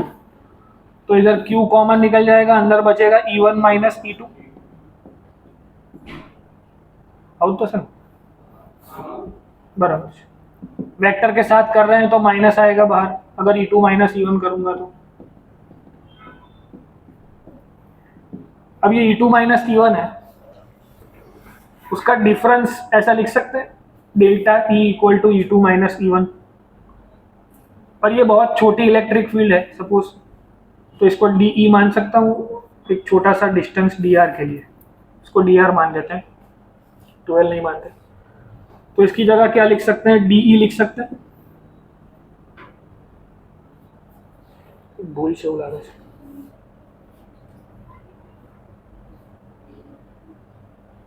बराबर है।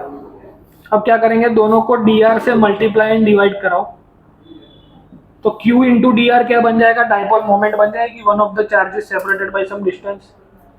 तो ये डाइपोल बन गई P DE बाई DR। ये है असल में माइनस में, पर इसका अगर मॉड्यूलस निकाल लो तो ये प्लस हो जाएगा। तो फॉर्मूला, जनरलाइज फॉर्मूला क्या बन के आया कि अगर आपको फोर्स फाइंड करना है किसी भी नॉन यूनिफॉर्म इलेक्ट्रिक फील्ड में, नॉन यूनिफॉर्म इलेक्ट्रिक फील्ड मतलब rate of change of electric field, मतलब electric field will be changing with respect to change in distance, मतलब कितने डिस्टेंस पे है वो सिस्टम से। यहाँ पे रिंग है तो रिंग से कितने डिस्टेंस पे डाइपोल है, उसके respect to electric field change होगी, मतलब नॉन यूनिफॉर्म होगी। तो एक जनरल फॉर्मूला बन गया है, F vector is equal to P DE by DR। Simple. P आपको पता होगा सिस्टम का डाइपोल का मोमेंट, तो आप निकाल लोगे बिकॉज डाइपोल है। और इलेक्ट्रिक फील्ड किसकी, जो भी सिस्टम आपके पास होगी, ring, disk, infinitely long wire, कुछ भी। सिंपल। लकी लो आटलू फटाफट।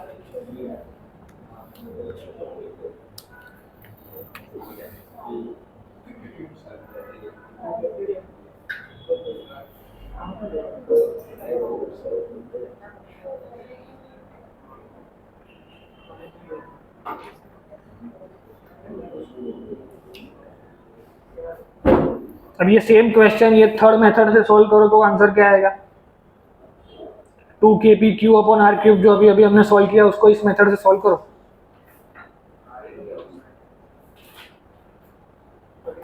Electric field due two plus Q charge क्या होगी, KQ बाई R स्क्वायर। अभी अभी जो हमने क्वेश्चन सोल्व किया था यहाँ पे Q चार्ज था,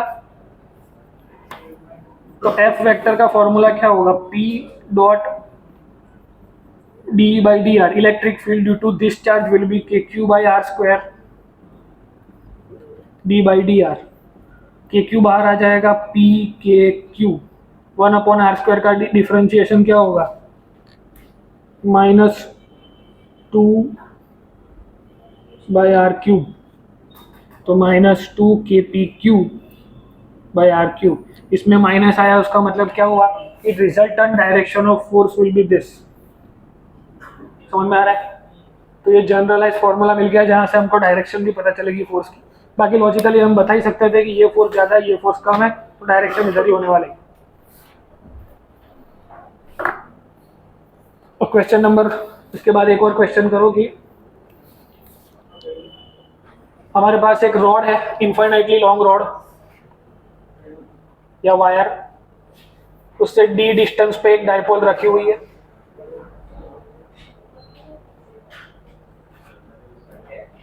Then find the force due to infinitely long wire on the dipole. Lambda coulomb per meter का वायर है।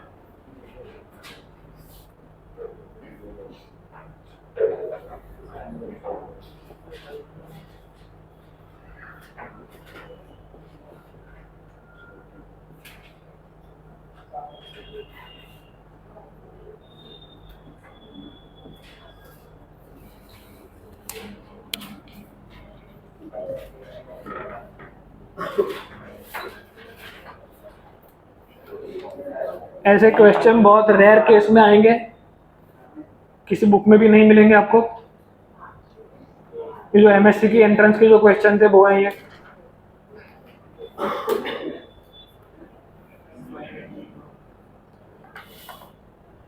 पर आपको आना चाहिए।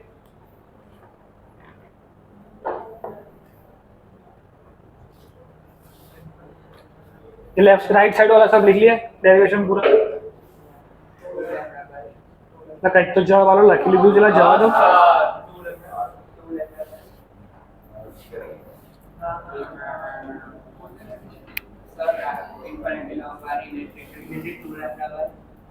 हमણાં બોલ લખેલી હતી અહીંયા 2k lambda by d। Electric field due to infinitely long wire on the distance d will be 2k lambda by d। सब कुछ d के फॉर्म में, पहले r के फॉर्म में कर लो, बिकॉज ये तो dr होता है। लास्ट में चेंज कर लेना r को d से।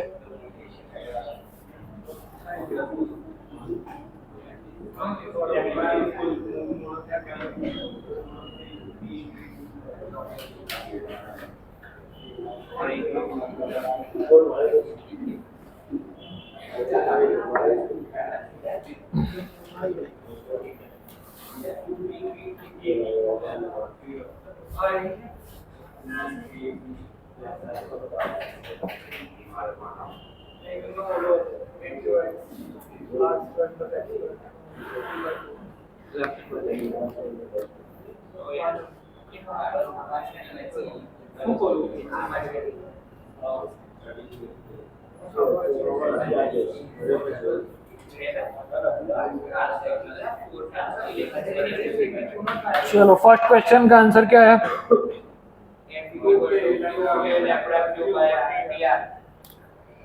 F is equal to P D by D R. तो डाइपोल मोमेंट को P रहने दो, d बाई डी आर मतलब 2k lambda by are. P बाहर, 2k लैम्बडा भी बाहर। 1/r का डिफरेंशिएशन क्या होगा? -1/r²। This will be your answer.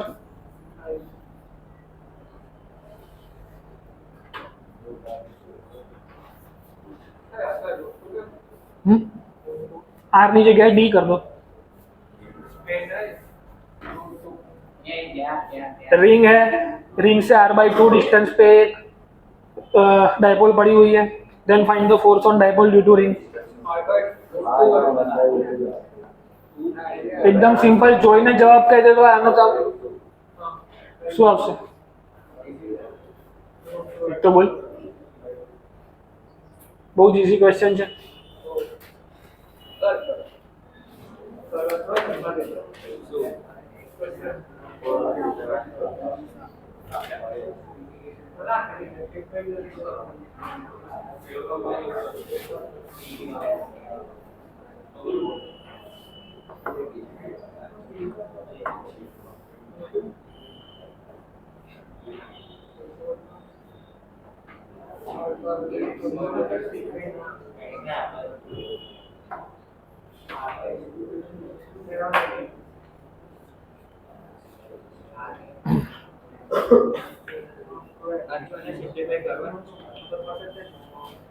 Second થયું સોલ્વ? સિમ્પ્લિફાય કરવાનો બાકી છે.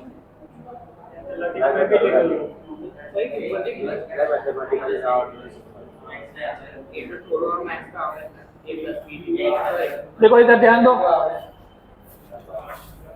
रिंग की वजह से इलेक्ट्रिक फील्ड मैक्सिमम कहाँ पे होती है? r/√2 पे, और मैक्सिमम मिनिमम पॉइंट पे क्या बोलते हैं, शू जीरो થઈ જાય, स्लोप जीरो થઈ જાય, slope will be zero at the maximum point. तो इसका फॉर्मूला होगा force is equal to P D dot D by D R. ये स्लोप का ही फॉर्मूला है. When there is maximum point, तो मैक्सिमम पॉइंट पे फील्ड क्या हो जाएगी? जीरो.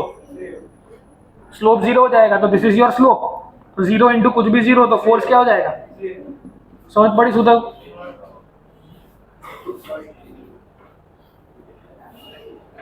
अब सेम फर्स्ट क्वेश्चन को रिपीट किया है, पर डाइपोल को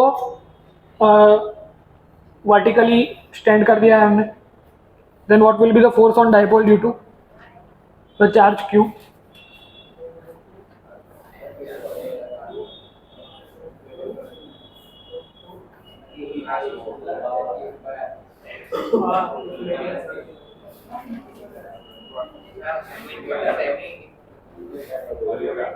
અહીંયા સેમી કશું નથી, सेम फर्स्ट क्वेश्चन છે कि फर्स्ट क्यू चार्ज पड़ा हुआ है, क्यू चार्ज से कहीं पे चार डाइपोल पड़ी हुई थी, तो what will be the force on the dipole?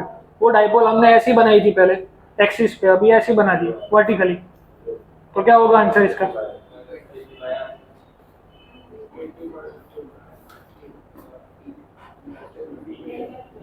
ये कौन सा पॉइंट हो गया? इक्वेटोरियल पॉइंट हो गया, परपेंडिकुलर बाइसेक्टर पॉइंट हो गया. तो परपेंडिकुलर बाइसेक्टर का इलेक्ट्रिक फील्ड क्या होता है? kp/r³. कल ही किया था, एक्सिस पे 2 kp/r³, इधर minus kp/r³, minus kp/r³ multiplied by the charge. ऐसा क्यों? हमने तो ऐसा सोचा कि भाई F is equal to pd/dr करना होता है. तो यहाँ पे E का मैंने डिफरेंशिएशन क्यों नहीं किया, directly F is equal to QE क्यों कर दिया? तो नोट लिखो, घड़ीक में F is equal to QE के आंसर ले आओ. क्यू नो क्यू मूकी दीधो, इलेक्ट्रिक फील्ड ની જગ્યાએ માઇનસ kp/r³ कर દીધું, तो आंसर आया माइनस kp/r³. डायरेक्ट आंसर आ गया. कैसे? असल में तो इलेक्ट्रिक फील्ड को डिफरेंशिएट करना चाहिए था, फिर आंसर आना चाहिए था. ऐसा क्यों किया? इसके लिए नोट लिखनी है, this formula is only valid when electric field जब वेरी करते हैं इन the direction of P vector. मतलब इलेक्ट्रिक फील्ड नॉन यूनिफॉर्म होनी चाहिए, पर किसकी डायरेक्शन में? P कैप की डायरेक्शन में. तभी ये फॉर्मूला करना है, नहीं तो normally F is equal to QE से आंसर आ जाएगा.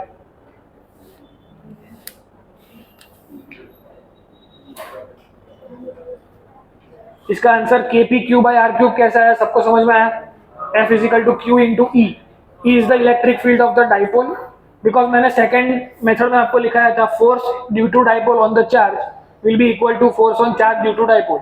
एक्शन रिएक्शन पेयर है, दोनों फोर्स सेम होंगे, that's why we can write QE. पर ऐसा कब होगा? जब इलेक्ट्रिक फील्ड वेरी नहीं करती है इसके साथ साथ. मतलब डाइपोल की मोमेंट इस तरफ है और फील्ड वेरी इस तरफ कर रही है, तो डायरेक्टली QE लगाओ. और दोनों एक साथ वेरी करते हो, इलेक्ट्रिक फील्ड भी इधर वेरी करती हो जब मोमेंट इधर हो, तो ही ये फॉर्मूला लगेगा. समझ में आ रहा है? तो इस फॉर्मूला का लिमिटेशन है, जब इलेक्ट्रिक फील्ड वेरी करती है in the direction of P vector, तभी ये फॉर्मूला लगेगा. लास्ट क्वेश्चन, लास्ट हेडिंग लगाओ, dipole to dipole interaction. 5 minute છે આ પાછા, એટલે સંપલો થઈ જશે આપણું ચેપ્ટર પૂરું થઈ જશે. તો 5 મિનિટ મોડો ટેસ્ટ આપજે લાવે.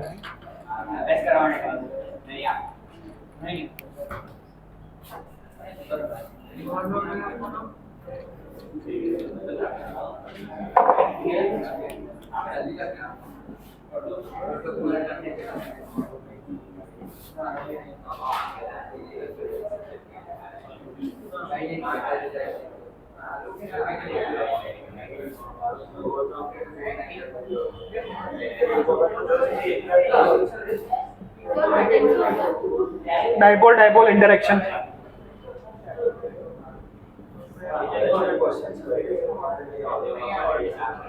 बिल्कुल सिलेबस में नहीं, बंद कर दिए। डाइपोल डाइपोल इंटरेक्शन सिलेबस में छेद नहीं, बंद को भी ले लिया तो मजा हो सकता। Course on Q2 D2 P1। Last question electrostatic 1 का ये 85 क्वेश्चन है। टोटल 85 क्वेश्चन हमने सॉल्व किए। प्रीवियस ईयर क्वेश्चंस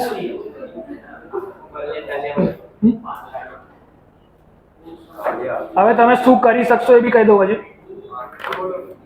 ઘરે જઈને મોડ્યુલમાં ક્વેશ્ચન નંબર 80 સુધીની એક્સરસાઇઝ તમે સોલ્વ કરી શકશો। 80 પછી ફ્લક્સનો ટોપિક બાકી છે ઇલેક્ટ્રોસ્ટેટિક્સ 2 ની અંદર। मतलब अभी तक आपको जरूरत पड़ती because everything was connected to mechanics. अभी भी इसके बाद एक लेक्चर ऐसा आएगा जो आप मतलब इतना इंपॉर्टेंट नहीं होगा, और उसके बाद जो भी लेक्चर आएगा वो आपको मेरी जरूरत पड़ेगी because we are framing everything according to याद कैसे कर सकते हो। समझ में आ रहा है? ये जो भी लेक्चर्स डिजाइन है वो कैसे कि आपको सब कुछ एक पैटर्न में याद हो जाए। तो वो जो 90 पेजेस के नोट्स में आपको सेंड करूंगा उसका जेरोक्स निकाल लो या फिर लिख लो। इन नेक्स्ट 7 डेज आपको जो भी डाउट्स है आपको पूछ लेना है। सिंपल है। कोई भी लेक्चर है इसके बाद वाला आप मिस करोगे तो कुछ समझ में नहीं आएगा।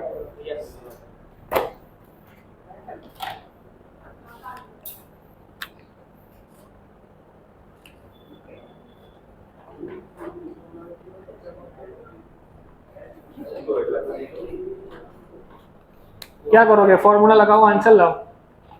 F = P2 ब्रैकेट में